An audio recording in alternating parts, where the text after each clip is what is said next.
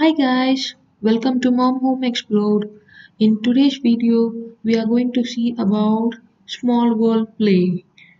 In recent times, me, Sanat and his dad went to Sharjah Aquarium and I have also posted in my previous video. With that inspiration, me and Sanat did this small world scenario.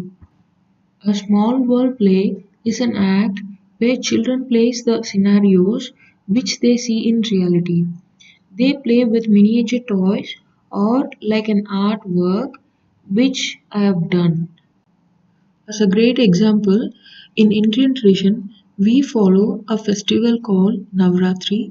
In that, we arrange lots of toys in a step order, and in that, we create a small world scenarios like zoo, park, cricket stadium, lots of things, etc.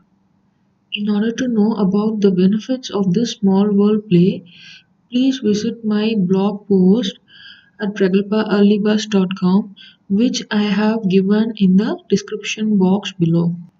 Things needed for this craft activity includes shoebox, color paper, scissors, glue, and color pencil.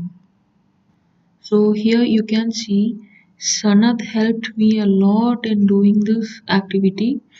He colored all the underwater species, and you can see that his fine motor skills are developing. And when doing this, he also developed his language skills.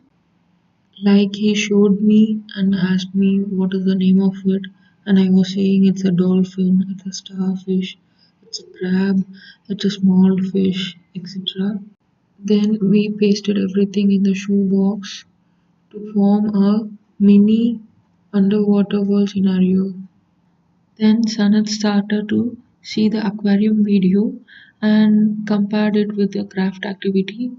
He mentioned the shark, tortoise, starfish, whichever he saw in the aquarium is in this craft activity.